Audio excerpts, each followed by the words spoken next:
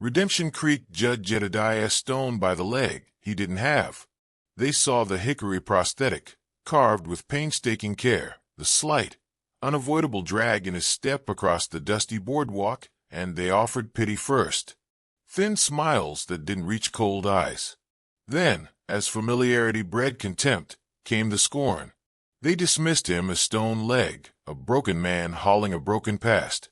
Easy pickings for a town choking on its own fear and ruled by a bully's greed. They never truly saw the man behind the limp, the quiet resilience forged in fire, the stillness that wasn't emptiness, but coiled readiness. They never imagined a truth buried deeper than any prairie grave, or the blood debt of honor owed to him by the very warriors whose painted faces haunted their uneasy dreams. They were about to learn the hard way, that some debts aren't paid in coin or land deeds, but arrive on horseback, under the grim shadow of 50 Crow war bonnets. Their judgment was fatally flawed. Jedediah Stone had chosen his plot carefully, miles from the petty cruelties of Redemption Creek. Nestled against stony foothills that shimmered in the heat haze, it looked like hardscrabble land to most. Dry, windswept, guarded by sage and thorn. But Jedediah, whose eyes missed little, had seen the subtle signs the townsfolk ignored. The way meltwater channeled near a specific cluster of ancient, whispering rocks after the rare rains. The stubborn, deeper green clinging to life at their base, even in the dry season. This land held a secret, a small promise of life, and Jedediah honored it with relentless work. He built his cabin alone, timber hauled and notched with a frontiersman's skill. His movements were always deliberate, a careful economy compensating for the stiff pivot of the wooden leg. That leg hickory, shaped and smoothed, bound with tough leather, its simple hinges oiled religiously. It was a constant, aching reminder of a life violently interrupted, a past he kept locked away tighter than any strongbox.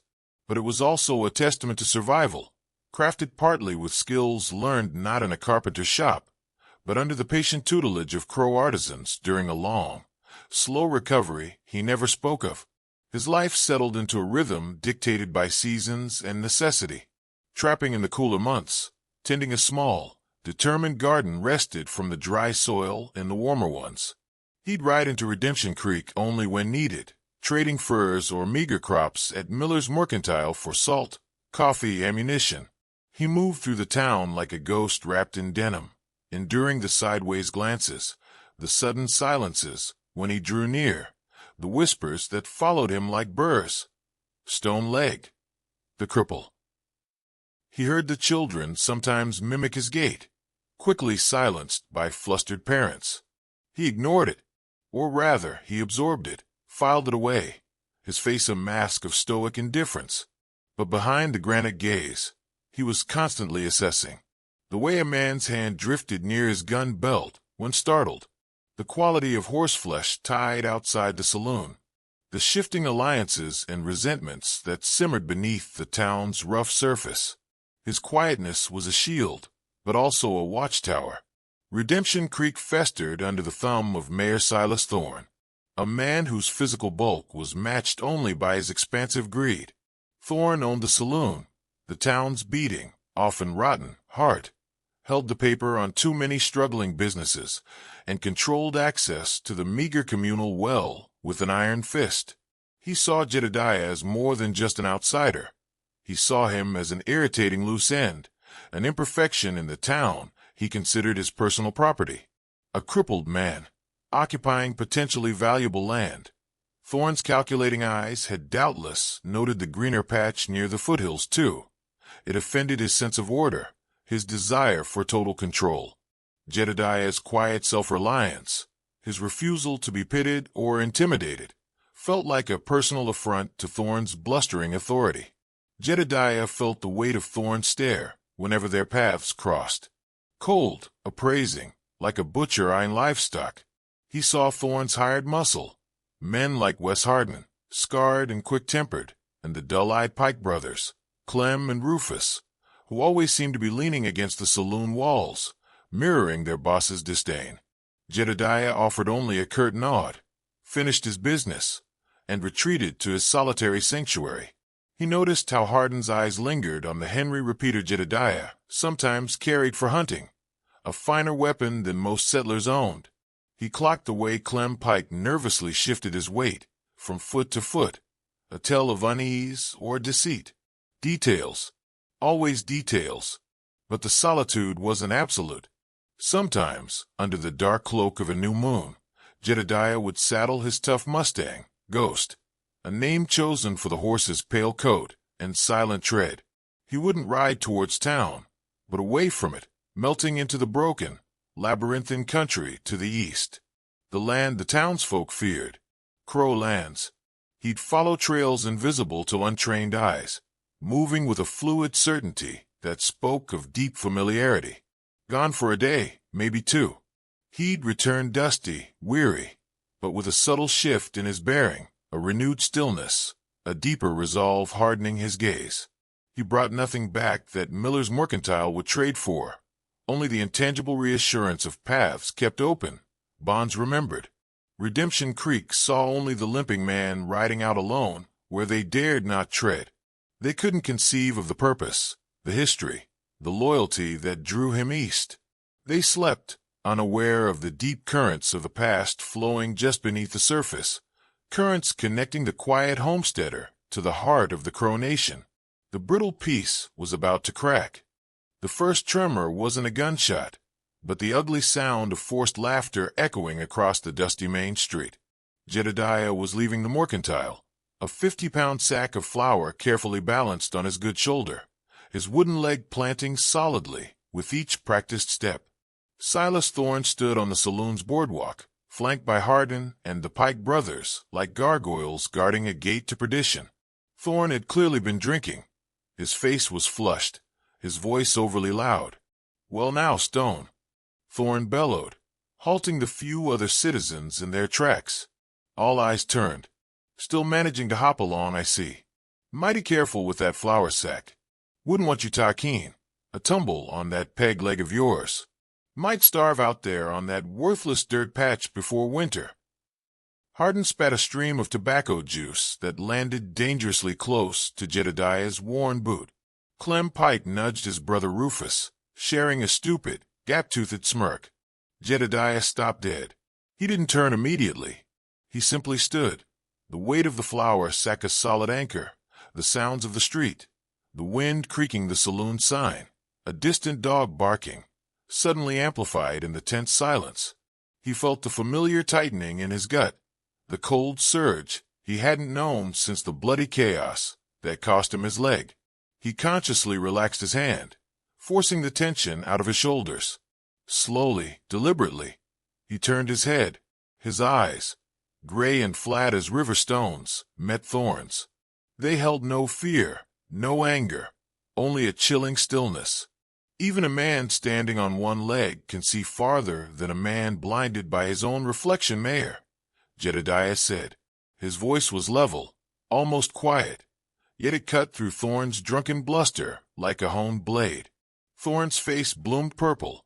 He sputtered, unused to being contradicted, especially by the man he considered the town's lowest rung. "Why, you insolent, gimpy-legged trash!" He took a menacing step forward, his meaty fists clenching at his sides. Jedediah didn't retreat. He didn't flinch. He simply shifted his weight slightly, a minute adjustment that brought his right hand closer to the worn hickory handle of the axe, strapped to Ghost's saddle nearby. It wasn't overtly threatening, more like a settling into readiness.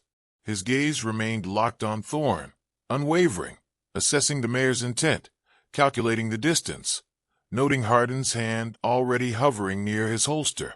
Hardin and the Pikes tensed, becoming suddenly alert. The onlookers froze, sensing the shift, the air thick with the promise of violence. Thorne hesitated. He saw something in Jedediah's profound stillness, something that wasn't just defiance. It was a complete absence of fear, a chilling self-containment that felt dangerous. Perhaps provoking this quiet, damaged man wasn't the simple sport he'd imagined. Thorne forced a barking laugh, trying to reclaim control, but it sounded tinny, unconvincing. "Just looking out for you, Stone. Wouldn't want you hudding yourself out there alone." He waved a dismissive hand, avoiding Jedediah's eyes now. "Go on, hop along. Get back to your dust bowl." Jedediah held Thorne's gaze for another beat, letting the mayor feel the weight of that silent scrutiny. Then, with the same measured pace, he turned, swung the flour sack effortlessly onto Ghost's back, and mounted with a fluid grace that seemed impossible for a man with his injury. He rode out of Redemption Creek, the dust settling behind him, ignoring the uneasy stares that followed. But the familiar ride back felt different. That wasn't just drunken bullying. It was deliberate. A test. A warning. Thorne was making his move. That cold feeling settled deeper in Jedediah's gut. Thorne wasn't just driven by prejudice. It was the land. The water. Thorne must have confirmed the seep's existence. Jedediah had seen fresh boot prints, Thorne's distinctive, expensive town boots, near the rocky outcrop, just last week. Prints the mayor had tried clumsily to scuff out. Greed was a relentless engine, and Thorne was fully consumed by it. Jedediah knew, with chilling certainty, this was only the opening salvo. The quiet harassment would escalate. The question wasn't if, but how soon Thorne would discard subtlety altogether. The answer hung heavy in the vast, indifferent silence of the plains. The quiet that followed felt brittle, like ice over deep water. Jedediah's trips to town became purely functional, brief and tense. The pity was gone from most eyes, replaced by a suspicion cultivated by Thorne's whispers in the saloon. Jedediah felt the town's mood shift against him, like iron filings aligning to Thorne's magnetic pull. Then the petty torments began, insidious and deniable. He awoke one morning to find a 20-foot section of his painstakingly built corral fence torn down. The post snapped. The ground churned not by wandering cattle, but by the deliberate tracks of shod horses ridden hard. A week later, a carefully saved sack of seed corn vanished from his lean-to overnight. His hunting snares, set discreetly along game trails far from his cabin, were found sprung, the trigger smashed, the wire cut. Nothing he could definitively pin on Thorne or his men, but the message was clear. You are not welcome. Life will be made impossible. Jedediah repaired the fence, his jaw tight, noting the specific horseshoe print, one slightly nicked, he'd seen on Clem Pike's nag. He bought more seed corn, storing it inside the cabin now. He reset his snares in more cunning locations, relying on tracking skills honed in a different life. Outwardly, he remained a stoic settler. Inside, the old vigilance hummed, a low thrum beneath his skin. He began sleeping lighter, the smooth, worn grip of his Colt Peacemaker a familiar weight under his hand beneath the thin blanket. The single-shot shotgun leaned loaded by the door. During the day, while working his small plot or reinforcing the cabin walls, his gaze constantly swept the surrounding ridges and hollows. He noted the hawk circling lazily overhead, the distant shimmer of heat off the rocks, the dust devil dancing across the plain. He also noted the lone rider who watched his cabin from a distant rise for too long one afternoon, unmistakably Wes Hardin on his distinctive piebald mare, before melting back into the landscape. He found unfamiliar cigarette butts near his property line, Thorne's preferred expensive brand. He spent more time near the Whispering Rocks, examining the seep. It wasn't much, barely a damp patch most of the year, but below the surface, fed by some hidden aquifer, the flow was small but constant. Enough to sustain him. Enough to make this, worthless, plot the most valuable piece of land for miles around, especially if Thorne's plans involved more settlers or cattle. Thorne knew. The harassment wasn't just spite, it was strategy. One moonless night, Jedediah didn't bank his cook fire. He packed jerky, hardtack, a full canteen, and extra cartridges for the Colt into his saddlebags. He strapped the gun belt on, slid his heavy skinning knife into its sheath. He saddled Ghost, the Mustang sensing the tension, nickering softly. He swung aboard and rode east, not towards the faint lights of Redemption Creek, but deeper into the Crow lands than he had journeyed in over a year. He moved through the darkness with effortless confidence, navigating by starlight and the silhouettes of familiar ridges against the sky. Hours later, He reached a hidden canyon, a place marked by ancient symbols carved into the rock face, symbols only the crow and he knew how to read. Dismounting, he entered a shallow cave, its entrance concealed by brush. Inside, wrapped carefully in oilcloth and stored high on a dry ledge, were relics of his other life. The Henry repeating rifle, its brass receiver gleaming dully in the faint light filtering from the entrance. And beside it, a soft leather pouch containing intricately beaded crow items, dried herbs, and 3 perfect golden eagle feathers. He unwrapped the rifle, the scent of gun oil sharp and familiar. He worked the lever action, smooth, powerful. He checked the magazine. Then, from the pouch, he carefully selected 1 eagle feather. Its edges were sharp, its color vibrant. He tucked the pouch back into his saddlebag and, stepping back out into the starlight, secured the feather firmly in the sweat-stained band of his hat. It wasn't decoration. It was a statement, a memory invoked, a line drawn. He rode back towards his homestead, the feather a stark silhouette against the coming dawn, arriving just as the first light touched the plains. The next time Jedediah rode into Redemption Creek, the eagle feather remained in his hat. It was noticed immediately. Stares turned into hostile glares. Mutters grew louder, less concealed. Look at that. Stone Leg thinks he's an Injun now. What's he trying to pull? Eagle feathers meant warriors, meant the feared crow. Thorne saw it from the saloon porch, his face darkening, eyes narrowing to suspicious slits. He said nothing, but his calculating gaze intensified. Jedediah met the hostility with his usual impassive mask, bought his meager supplies, the feather tilting slightly as he nodded curtly to Miller. He knew they saw it as defiance, perhaps madness. They couldn't comprehend the history it represented, the brotherhood forged in hardship. He who walks with wood. He saw Thorne conferring quietly with Hardin, their expressions grim. The small acts of sabotage were finished. Thorne was done playing games. The next move would be direct, brutal. Jedediah felt the shift, the coiling tension in the air. A storm, born of greed and lies, was about to break over his small patch of earth. The storm arrived late one afternoon, not with rain, but with the drumming of hooves and the glint of rifle barrels in the lowering sun. Jedediah was sharpening his axe blade outside the cabin, the rhythmic scrape of stone on steel a familiar sound. He heard them coming before he saw them, a determined group, not skulking this time. Mayor Thorne rode at their head, face set in a mask of righteous authority. Hardin and the Pikes rode beside him, along with nearly a dozen other townsmen, men indebted to Thorne, or simply swept up in the manufactured outrage. They rode directly toward his cabin, spreading out in a menacing semicircle just beyond his cleared yard. Jedediah slowly lowered the axe, placing it carefully against the cabin wall. He straightened, his hand hovering naturally, almost casually, near the Colt holstered at his hip. His eyes scanned the riders, noting the tension in their postures, the way they held their rifles ready. These men weren't here to talk. Stone. Thorne's voice cracked like a whip, laced with false urgency. We need a word. Serious trouble. Jedediah waited, silent, his gaze steady, meeting Thorne's eyes across the dusty space. Sheriff Brody found the South Creek dammed this morning, Stone, Thorne declared, pushing his horse forward slightly, playing to the men behind him. Deliberately blocked with rocks and logs.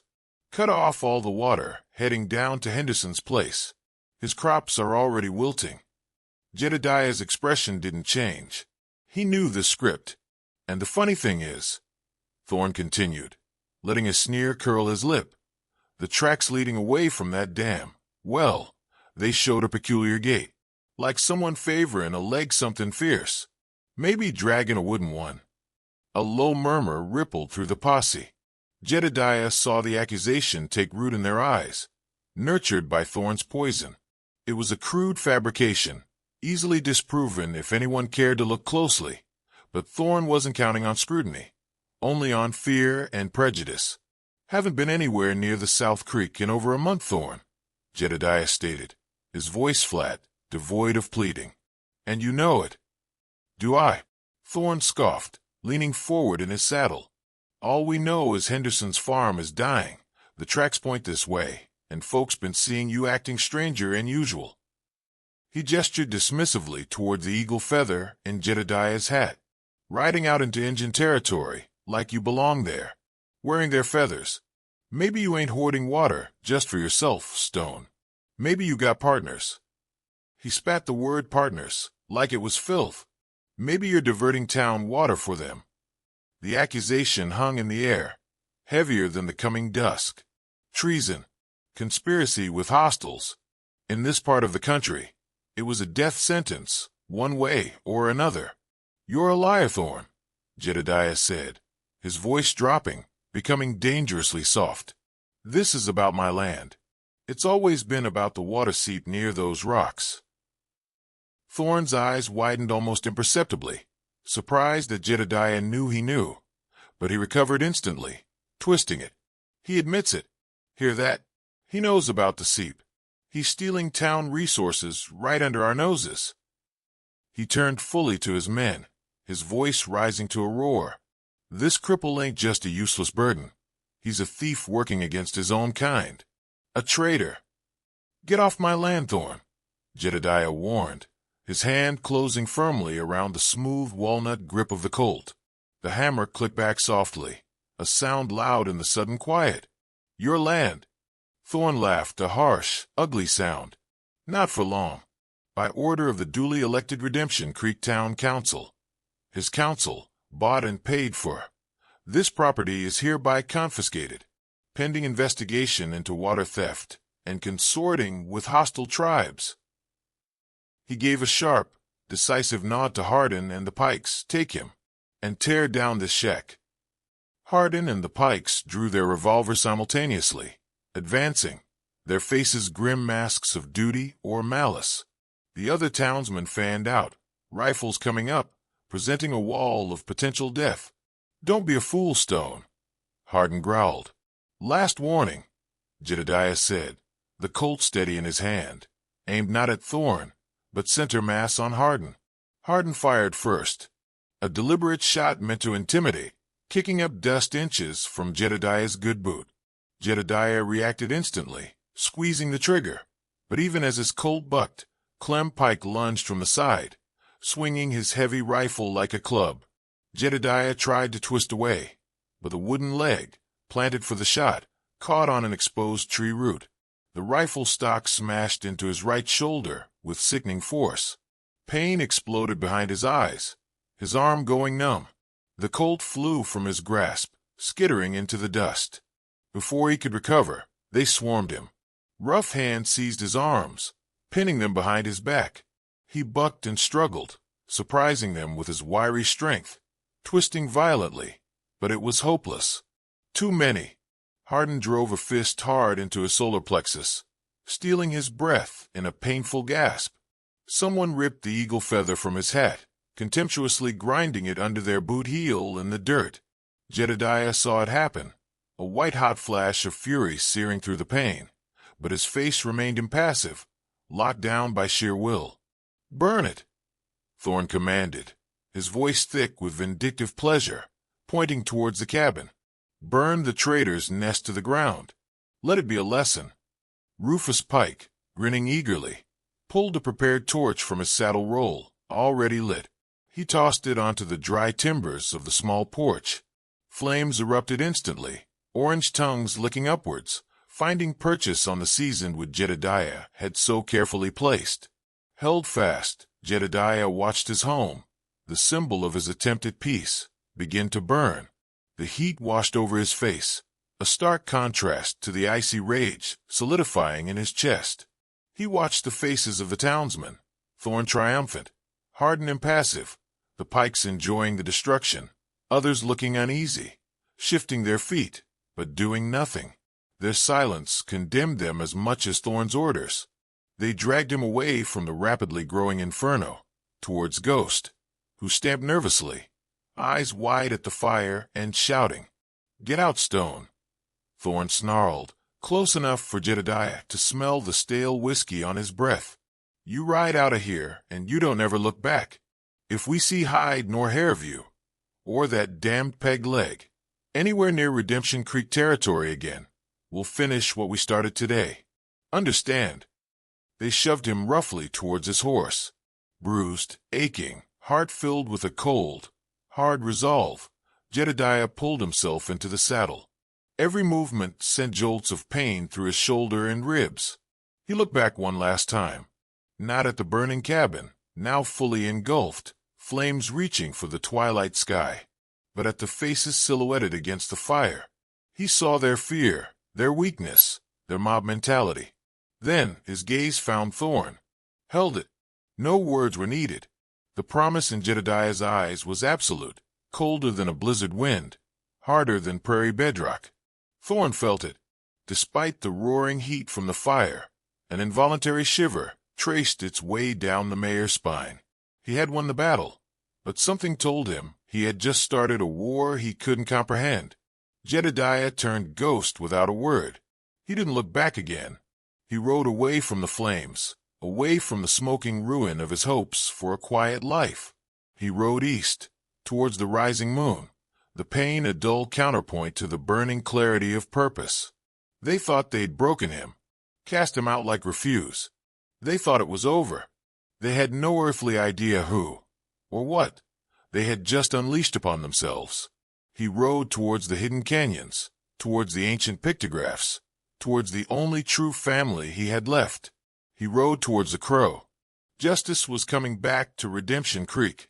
The ride east was an agony of endurance.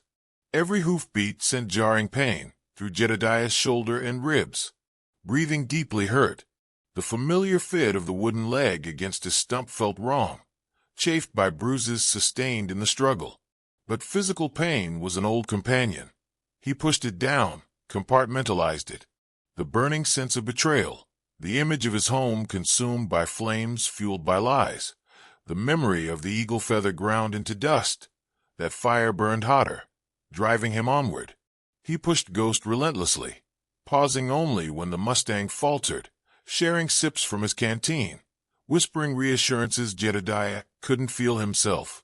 He left the sparse settler trails, plunging deep into the broken lands, the maze of canyons and dry washes that served as a natural border.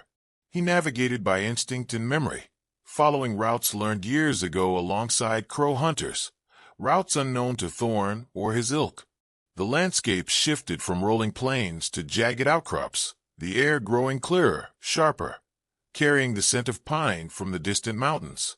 This harsh, beautiful land felt more like home than Redemption Creek ever had.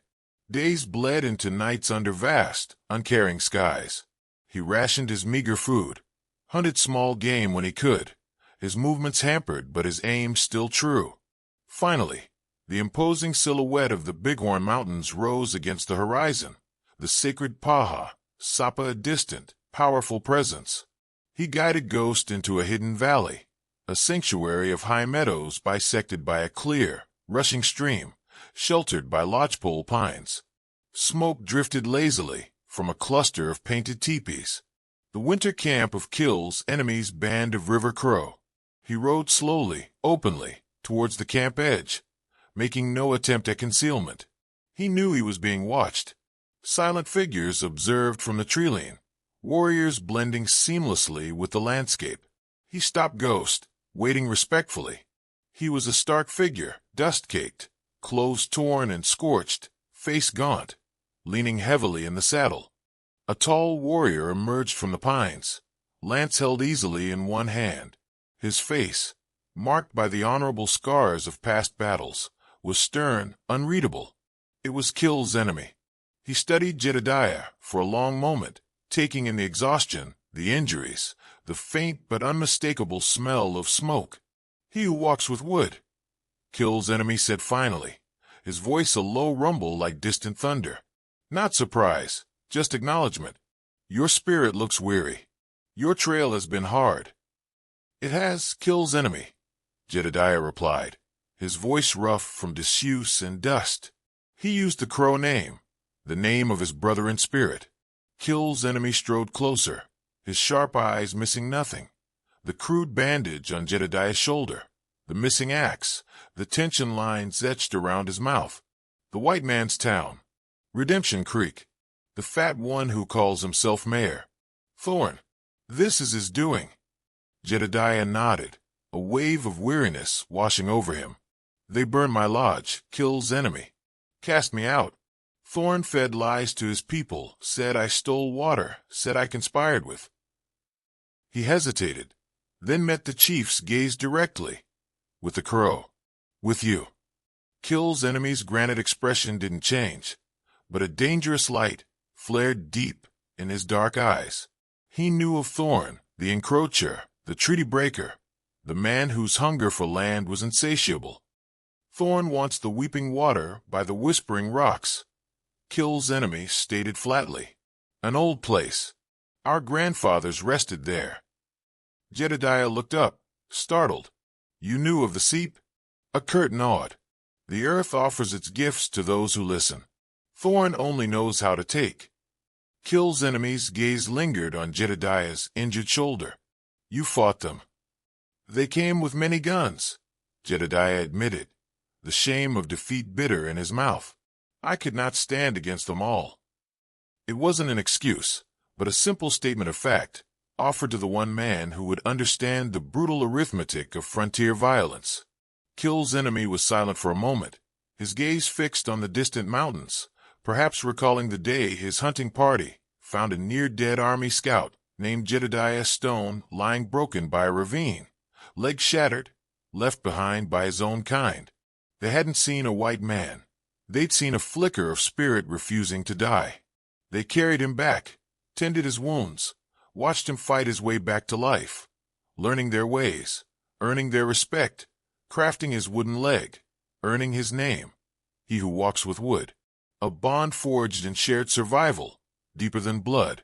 Now, Kill's enemy looked back at the man before him, dust-covered and weary, but with the same fire smoldering in his eyes. This Wasatchu Thorne, he spits on sacred ground, Kill's enemy said, his voice low but vibrating with controlled fury. He burns the lodge of a brother of Kill's enemy. He uses the name of the crow to fuel his lies. He paused, letting the weight sink in. This is more than an insult to he who walks with wood. Thorne has dishonored the people. He has invited conflict. He stepped forward, placing a hand briefly on Jedediah's good shoulder. Come, brother. Rest in my lodge. Let the women tend your hurts. Heal your body. Then we speak to the council. The raven cries for justice when its own are wronged. A profound relief washed through Jedediah, followed by a grim certainty. He had been betrayed by the world he tried to rejoin, only to find sanctuary and strength in the world he thought he'd left behind. He dismounted stiffly, leaning heavily on Ghost as pain shot through his leg. Kill's enemy offered a steadying arm. Rest now, Kill's enemy repeated. Thorne and his town, they have sown bitter seeds in a harsh wind. Soon they will harvest the whirlwind. The promise was absolute, as unwavering as the mountains themselves. Retribution was coming to Redemption Creek. For 3 days, Jedediah rested within the warm, smoky confines of Kill's enemy's teepee. The medicine woman, Wise Beaver, her face now deeply lined but her eyes sharp and knowing, tended his wounds with poultices of herbs and skilled hands that remembered healing him years before. Strength slowly returned to his body. The aches lessened. The bruises began to fade. The icy rage remained, banked but burning steadily, waiting. On the 4th morning, Kill's enemy led him to the large council lodge. Inside, seated in a circle around a central fire pit, were the elders and leading warriors of the band. Smoke from burning sweetgrass purification hung in the air. Jedediah stood before them, Kill's enemy at his side, a silent testament of support. Jedediah wore clean, borrowed leggings and a buckskin shirt. He leaned only slightly on his wooden leg. He spoke, not in the clumsy tongue of the settlers, but in fluent Crow, the language of his second chance, the language of brotherhood. His voice was quiet but carried clearly in the lodge. He recounted Thorne's escalating harassment, the greed for the water seep, the fabricated accusations, the burning of his home, the final, contemptuous grinding of the eagle feather into the dust. He spoke of the town's complicity, their fear wielded by Thorne like a weapon. He told them of Thorne's parting threat. He did not plead for vengeance. He simply laid bare the truth, the dishonor Thorne had cast not just on him, but by invoking their name, upon the Crow themselves. When he finished, a heavy silence descended. The faces around the fire were grim, thoughtful. Finally, an old chief, Gray Otter, whose wisdom was revered, spoke. "This Thorne, his shadow falls long and dark. We have heard his name whispered on the wind. His trappers steal across treaty lines. His ambition respects no boundaries." Another warrior, Black Moccasin, known for his fierce defense of Crow territory, added, "He who walks with what shared our lodges, hunted our lands, learned our ways. He showed respect. Thorne shows only greed, an insult thrown at our brother glances off the honor of the people." Kill's enemy then rose, his presence commanding the lodge. Thorne did not merely drive out a settler, he declared, his voice ringing with indignation. He drove out he who walks with wood. He burned a lodge built near waters, sacred to our memory. He used our name as a weapon against his own kind, seeking to deepen the mistrust, to justify his theft. This cannot be ignored. Honor demands action. He recounted the old story, the one Jedediah hadn't mentioned, the killing of the young crow hunter years ago by Hardin's trapping party under Thorne's unspoken sanction. Thorne's debt is older and deeper than this latest crime. The council murmured, heads nodding gravely. They debated briefly, their words concise, measured. They understood the risks, but honor was paramount. Gray Otter finally looked directly at Jedediah. "The Wasatch broke you once, and the Crow helped make you whole. Now they seek to break your spirit. The Crow do not forget those who stand with them, nor those who stand against them. Kill's enemy." He turned to the war chief, his voice firm. "Gather your warriors. Ride with he who walks with wood. Let Redemption Creek see the face of Crow justice. Remind them that treaties broken and honor insulted carry a heavy price." A low growl of assent circled the lodge. Kill's enemy inclined his head sharply. "Hoka-hey! It shall be done." The camp transformed. Warriors emerged from teepees, faces grim, movements purposeful. Ponies were gathered, the best war mounts chosen. Rifles were cleaned, bows strung, quivers filled. Lances bearing eagle feathers and battle honors were taken up. Faces were painted, not with random markings, but with symbols of power, justice, and righteous anger. Jedediah watched, the old scout's instincts surging within him. He wasn't asking for charity. He was riding with allies to reclaim what was stolen and punish the guilty. Kill's enemy brought him his Henry repeater, fully loaded, cleaned and oiled from the hidden cache. A new sheath knife. Plenty of ammunition. Jedediah strapped the weapons on, the familiar weight settling comfortably. He wouldn't wear paint, but his own face was set in lines as hard and unforgiving as any warrior's mask. As the first pale light of dawn stained the eastern sky, Jedediah swung onto Ghost's back. The Mustang sensed the energy, stamping impatiently.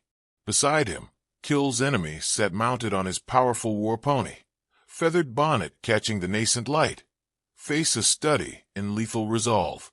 Behind them, stretching back into the lifting dawn mist, were 50 River Crow warriors.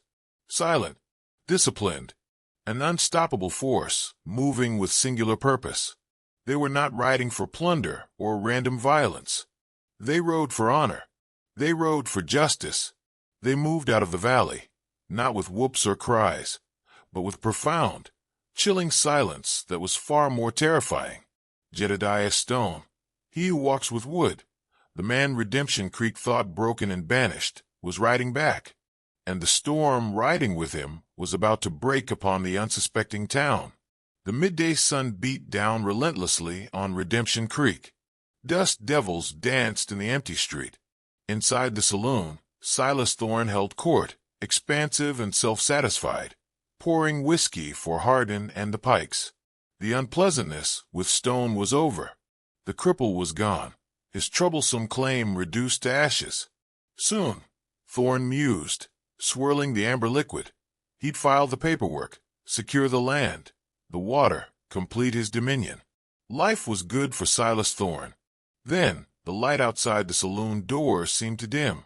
A sudden shadow fell, too large for a cloud. A man outside gasped, pointing eastward towards the low ridge overlooking the town. "Lord Almighty, look!" Thorne, Hardin, and the Pikes stumbled out onto the boardwalk, blinking in the harsh sunlight, shielding their eyes. The festive mood evaporated instantly, replaced by cold dread. There, lining the crest of the ridge, stark against the piercing blue sky, sat riders, dozens of them, still as statues, unmistakably Crow warriors, sunlight glinting off rifle barrels and lance points, feathers ruffled by the slight breeze. A silent, terrifying tableau of judgment, and at their center, slightly ahead, flanked by a war chief whose imposing bonnet radiated authority, sat a figure that made Thorne's blood run cold. Jedediah Stone, mounted ramrod straight on his Mustang, the powerful Henry rifle held loosely across his lap. No longer the shuffling, dismissed cripple. His face was unreadable granite beneath the brim of his hat, but his presence, it screamed danger. He looked whole. He looked lethal. Panic, raw and primal, ripped through Redemption Creek. Doors slammed shut. Shutters banged closed. Mothers screamed for their children, dragging them inside. Men fumbled for weapons stored away, their hands shaking. The street, moments before drowsing in the heat, became utterly deserted, leaving Thorne, Hardin, and the Pike brothers standing alone and exposed in front of the saloon, their bluster shrinking under the weight of 50 silent stares. "Stone," Thorne croaked, his voice hoarse, his face paling beneath its usual flush. What in God's name is this? What have you done?" Jedediah didn't answer. He nudged Ghost forward, Kill's enemy moving smoothly beside him. They descended the slope at a measured walk, the warriors on the ridge remaining perfectly still, a promise of overwhelming force held in reserve. They rode into the silent street, the only sound the soft thud of hooves in the thick dust, the creak of saddle leather. They stopped directly before the three men, close enough for Thorne to see the icy depths in Jedediah's eyes. "You burned my home, Thorne," Jedediah said, his voice quiet but carrying with absolute clarity in the unnatural hush. "You drove me from my land with lies." "Now hold on, Stone," Thorne blustered, wiping sweat from his brow with a trembling hand. "There were irregularities, town ordinances. It was all just council business." "You lied," Jedediah repeated flatly, cutting through the pathetic excuses. "You wanted the water. You wanted the land. And you used fear." His gaze swept towards the shuttered windows. "And these dogs," nodding towards Hardin and the Pikes, "to do your dirty work."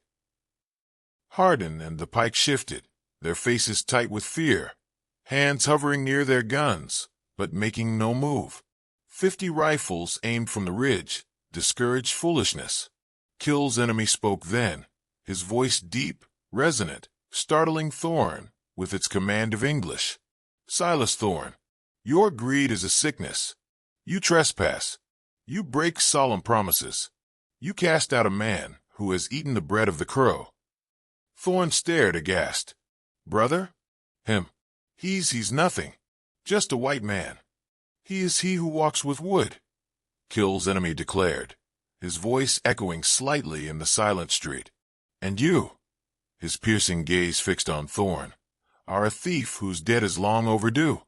Years passed, when this town was but a whisper on the wind.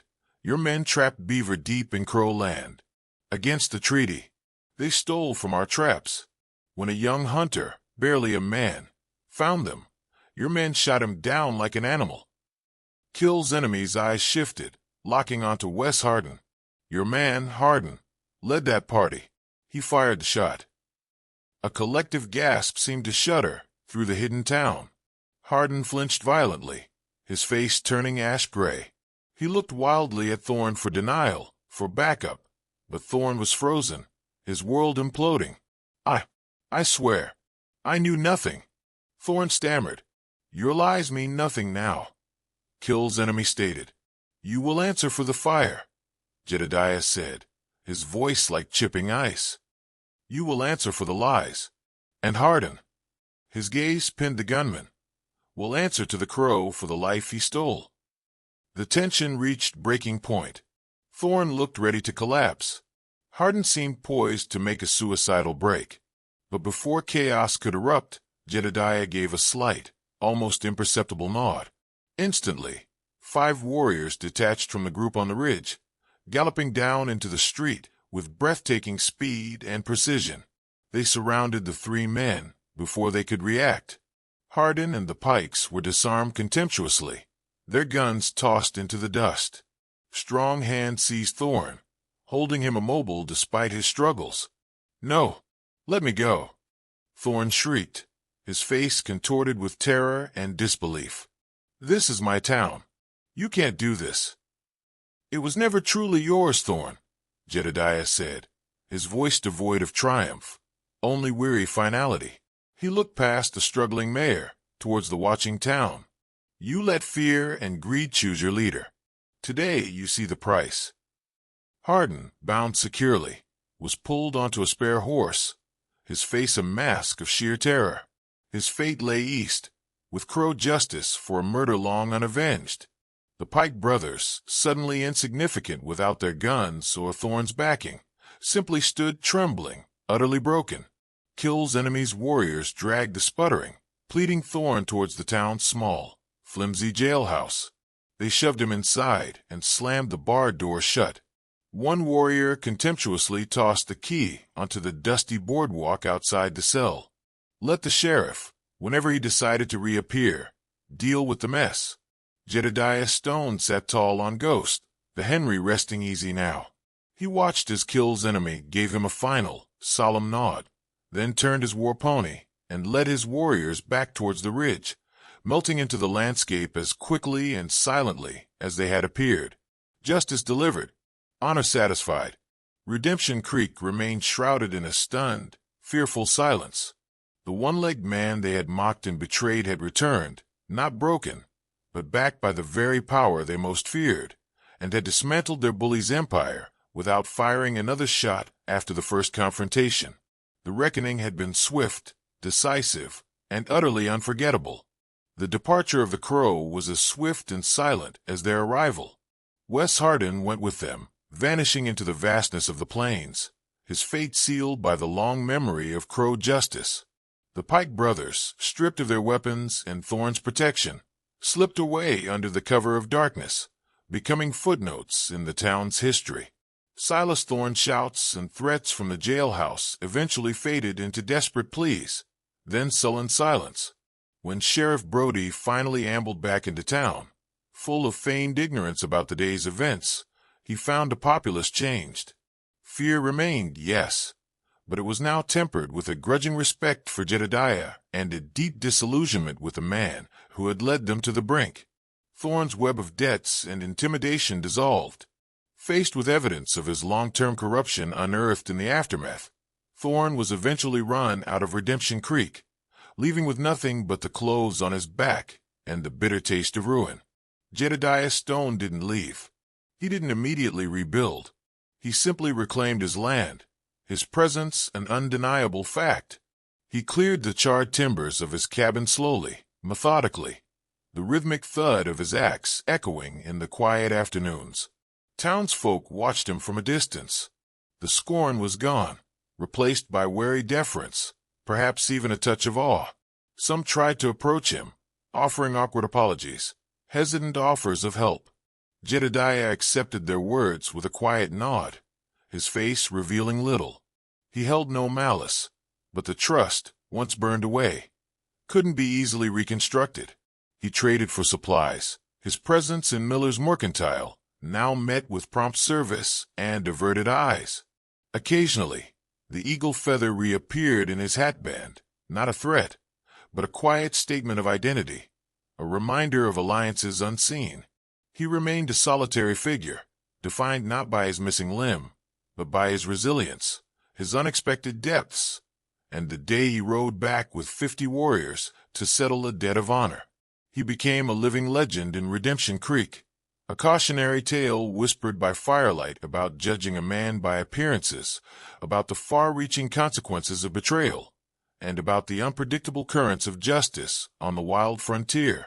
He who walks with Wood lived on his reclaimed land, a quiet guardian of a peace hard won under the shadow of the Bighorns, forever bound to the town not by friendship, but by the harsh, indelible memory of fire, fear, and retribution. The dust settled, but the land and the people remembered.